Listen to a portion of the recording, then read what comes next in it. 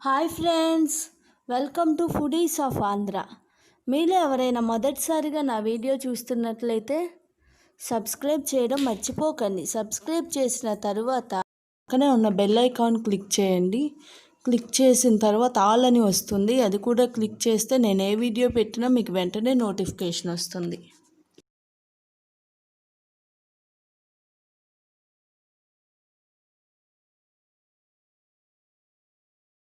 ఈరోజు recipe basin రవ్వ లడ్డు. చూడండి ఎంత బాగున్నాయో. ఈ లడ్డూలు చాలా బాగుంటాయండి. తింటుంటే మధ్య మధ్యలో రవ్వ రవ్వగా తగులుతూ టేస్ట్ చాలా బాగుంటుంది. ఒకసారి మీరు కూడా ట్రై చేసి చూడండి. మరి ఇంకా ఆలస్యం ఎందుకు, ఈ రెసిపీ స్టార్ట్ చేసేద్దాం. ముందుగా ఒక బౌల్ తీసుకొని అందులో కప్పున్నర బొంబాయి రవ్వ వేసుకోండి. బొంబాయి రవ్వ వేసుకున్న తరువాత అదే కప్పుతో కప్పున్నర శనగపిండి వేసుకోండి. శనగపిండి కూడా వేసుకున్న తరువాత నెయ్యి వేసుకోవాలండి. నెయ్యి నార్మల్ టేబుల్ స్పూన్ ఉంటుంది కదా, మనకు రెగ్యులర్గా యూస్ చేస్తాం, ఆ స్పూన్తో 4 టేబుల్ స్పూన్ల నెయ్యి వేసుకోండి. ఈ నెయ్యి వేసుకొని బాగా కలుపుకోండి. నేను ఈ నెయ్యిని ఇంట్లోనే ప్రిపేర్ చేసుకున్నానండి, బయట నుండి తెచ్చినది కాదు. కావాలంటే మీరు బయట నుండి తెచ్చిన నెయ్యి అయినా యూస్ చేసుకోవచ్చు. ఇలా నెయ్యి వేసుకొని బాగా కలుపుకోండి. ఇలా కలుపుకున్న తరువాత ఒక గిన్నెలో నీళ్లు తీసుకొని కొంచెం కొంచెం నీళ్లు పోసుకుంటూ గట్టిగా మన చపాతీ పిండి కలుపుకున్నట్లుగా బాగా కలుపుకోండి. ఈ నీటిని ఒకేసారి ఎక్కువ పోయకండి, కొంచెం కొంచెం వేసుకుంటూ చూసుకొని జాగ్రత్తగా కలుపుకోండి. ఒకేసారి నీళ్లు వేస్తే పిండి జారైపోతుంది, మనకు లడ్డూలు రావు. అందుచేత జాగ్రత్తగా చూసుకొని కలుపుకోండి. డో ప్రిపేర్ అయిపోయిందండి.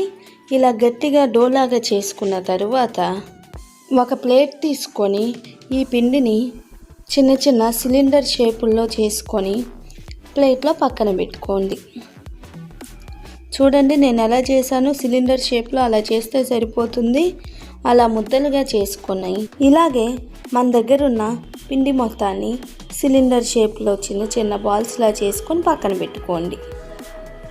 ఇప్పుడు ఒక కడాయి పెట్టుకొని అందులో 2-3 టేబుల్ స్పూన్ల నెయ్యి వేసుకొని ఇందులో డ్రై ఫ్రూట్స్ వేయించుకోవాలండి.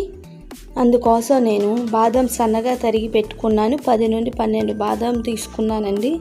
అలాగే 10 నుండి 15 జీడిపప్పు, కిస్మిస్ కూడా తీసుకున్నాను. ఇవన్నింటినీ నెయ్యిలో బాగా వేయించుకోండి. ఈ డ్రై ఫ్రూట్స్ మొత్తాన్ని బాగా వేయించుకొని ఒక గిన్నెలో పక్కన పెట్టుకోండి. ఇప్పుడు అదే కడాయిలో డీప్ ఫ్రై కోసం ఆయిల్ పోసుకొని ఆయిల్ వేడైన తరువాత అందులో మనం ముందుగా సిలిండర్ షేప్లో చేసి పెట్టుకున్నాం కదండి పిండిని, ఆ బాల్స్ అన్నింటినీ ఒకదాని తర్వాత ఒకటి వేసుకొని వేయించుకోవాలి. ఇప్పుడు ఈ బాల్స్ అన్నింటినీ వేసుకున్న తరువాత మధ్య మధ్యలో తిప్పుకుంటూ లైట్ గోల్డెన్ బ్రౌన్ కలర్ వచ్చేంత వరకు వేయించుకోవాలి. అంతేకాదండి, ఇంకొక విషయం చెప్తాను ఇక్కడ. ఇవి వేసిన వెంటనే గరిటె పెట్టి తిప్పేయకండి, కొంచెం లైట్గా కాలిన తరువాత తిప్పండి, లేకపోతే ఇవన్నీ చిదురైపోయే అవకాశం ఉంటుంది. ఇలా అయినా మనకు లడ్డూలు పాడైపోతాయి. ఇవన్నీ వేసుకున్న తర్వాత ఒక 2 నిమిషాలు వదిలేయండి, ఆ తర్వాత గరిటె పెట్టి తిప్పండి. వీటిని మధ్య మధ్యలో తిప్పుకుంటూ లైట్ గోల్డెన్ బ్రౌన్ కలర్ వచ్చేంత వరకు ఫ్రై చేసుకోవాలి. జాగ్రత్తగా లైట్గానే కలర్ చేంజ్ అవ్వాలండి, బాగా ఎక్కువగా ఎర్రగా వేగిపోకూడదు. అలా చూసుకొని జాగ్రత్తగా తీసేసుకోండి. ఇదిగో ఒకసారి చూడండి, లైట్గా గోల్డెన్ బ్రౌన్ కలర్ వచ్చింది. ఇప్పుడు వీటన్నింటినీ తీసేసుకుంటున్నానండి. వీటన్నింటినీ తీసుకొని ఒక ప్లేట్లో పెట్టుకొని పక్కన పెట్టుకోండి. ఇప్పుడు ఇంకొక పాన్ పెట్టుకొని అందులో పాకం కోసం కప్పున్నర పంచదార వేసుకోండి. ఇది మనం బొంబాయి రవ్వ తీసుకున్న కప్పుతోనే కప్పున్నర పంచదార తీసుకోండి. ఇప్పుడు పంచదార తీసుకున్న కప్పుతో 3/4 కప్పు నీళ్లు పోసుకోండి. పాకం కోసం మనం ఈ పంచదారని మధ్య మధ్యలో తిప్పుకుంటూ మీడియం ఫ్లేమ్ మీద పాకం పట్టుకోండి, లేకపోతే మొత్తం మాడిపోయే అవకాశం ఉంటుంది. అలాగే తిప్పుకుంటా కూడా ఉండండి. ఇలా పంచదార మొత్తం కరిగిన తరువాత ఇందులో కొంచెం యాలకుల పొడి వేసుకుంటున్నానండి. ఈ పాకం తీగ పాకం రావాలి. ఈ పంచదార ఇలా పొంగు స్టేజ్ వచ్చేసిందండి. ఇప్పుడు మనం ఒకసారి పాకం చెక్ చేసుకుందాం. మీకు వీడియోలో చూపించినట్లుగా తీగ పాకం రావాలండి. పొడవుగా తీగ పాకం బాగా రావాలి. లైట్గా తీగ వచ్చి తెగిపోయినట్లుగా రాకూడదు. తీగ పాకం బాగా వచ్చిందండి. ఇప్పుడు స్టవ్ ఆఫ్ చేసేసుకోండి. మనం ముందుగా సిలిండర్ షేప్ బాల్స్ని చేసుకొని వేయించుకొని పెట్టుకున్నాం కదండి, వాటన్నింటినీ చిన్న చిన్న ముక్కలుగా చేసేసుకోండి. ఇలాగే నేను నా దగ్గర ఉన్న ఈ సిలిండర్ షేప్ అన్నింటినీ చిన్న చిన్న ముక్కలుగా చేసుకున్నాను. వీటన్నింటినీ ఒక మిక్సీ జార్లో వేసుకొని పౌడర్ లాగా గ్రైండ్ చేసుకోండి.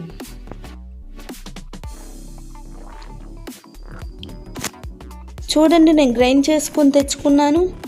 ఈ గ్రైండ్ చేసుకున్న మొత్తాన్ని ఒక ప్లేట్లో వేసుకొని ఇందులో మనం ముందుగా వేయించుకొని పెట్టుకున్న డ్రై ఫ్రూట్స్ని కూడా వేసుకోవాలి. ఈ డ్రై ఫ్రూట్స్ మొత్తం వేసుకున్న తర్వాత నేను పిస్తా పప్పు కూడా వేసుకుంటున్నానండి. మీకు ఇష్టం ఉంటే వేసుకోవచ్చు. ఇవన్నీ వేసుకొని ఒకసారి బాగా కలుపుకోండి. ఇలా కలుపుకున్న తర్వాత ఇందులో మనం ముందుగా ప్రిపేర్ చేసుకున్న పంచదార పాకం వేసుకోవాలి.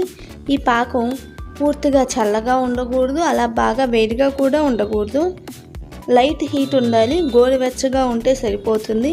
ఈ పాకం మొత్తం ఒకేసారి వేసుకోకండి, కొంచెం కొంచెంగా వేసుకొని చూసుకుని వేసుకోవాలి.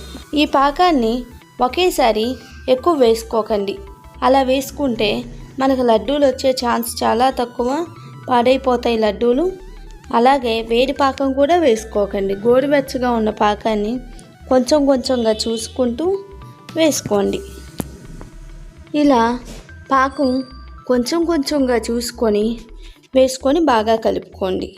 ఇలా చేత్తో లడ్డూలా చుట్టినప్పుడు ముద్దలా రావాలండి.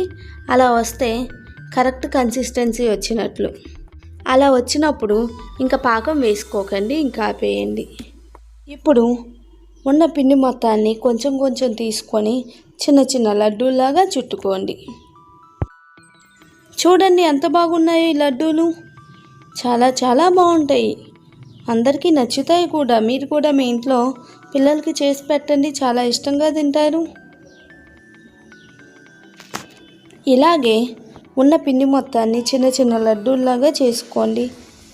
అంతేనండి, ఎంతో చాలా ఈజీగా అలాగే టేస్టీగా ఉండే, ఇప్పుడు మీరు ఇంట్లోనే స్వీట్ షాప్ నుండి తెచ్చుకోకుండా చాలా ఈజీగా మీరే చేసేసుకోవచ్చు.